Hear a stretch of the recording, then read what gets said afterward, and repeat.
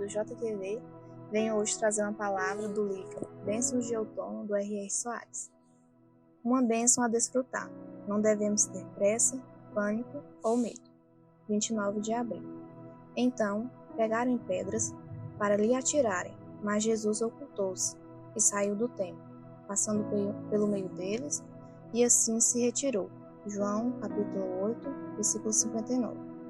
Os religiosos são perigosos e em nada se parece com os praticantes da palavra de Deus. A conversa deles é de paz, mas na verdade não a conhecem. Se ouvem algo que lhes agrada, logo dão as mãos a essa pessoa. Porém, se percebem que a doutrina dela traz pontos divergentes daquela que pregam, eles se voltam contra ela, demonstrando tanta raiva que são capazes até de matá-la. Só se importam com a divulgação de suas ideias pelo mundo, como se fosse uma competição.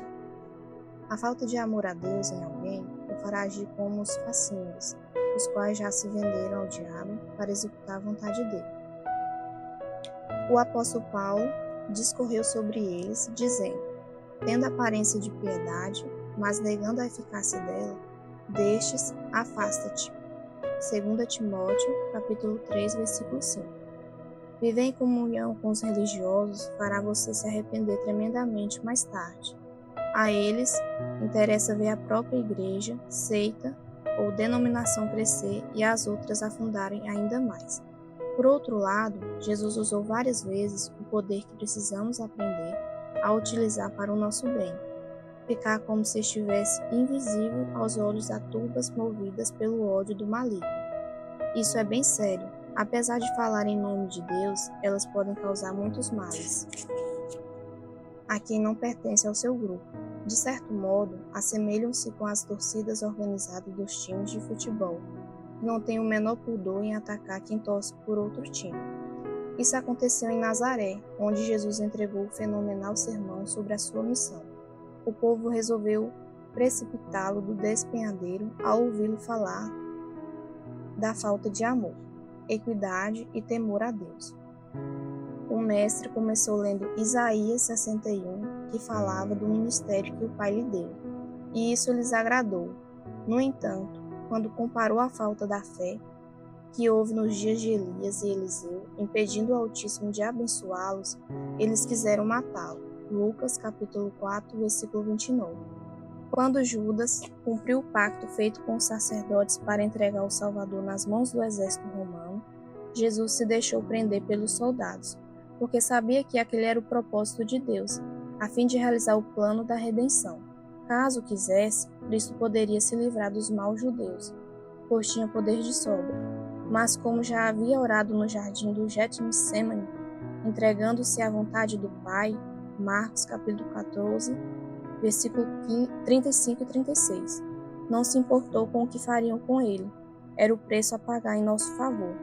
Ao ver aquilo, Pedro reagiu cortando a orelha direita de Malco, servo do sumo sacerdote. Então, o Senhor repreendeu, dizendo que guardasse a espada. Mas Jesus disse a Pedro: mete a tua espada na bainha, não beberei eu o cálice que o Pai me deu? Jó, capítulo 18, versículo 11. A paz demonstrada por Jesus naquele momento, mesmo sendo preso, é a mesma que ele nos deu para usar nas situações anormais. João capítulo 14, versículo 27. Naquela hora, ele agiu como mestre. O certo é agir somente dentro do querido Senhor, o qual lhe será revelado ao ler a palavra e meditar no texto bíblico que lhe saltar aos olhos. Não devemos ter pressa, pânico ou medo. Quem serve a Deus jamais deve deixar que agitem. Assim, você perderá a orientação do Pai Celestial. Em Jesus somos mais do que vencedores. Romanos capítulo 8, versículo 37. Oração.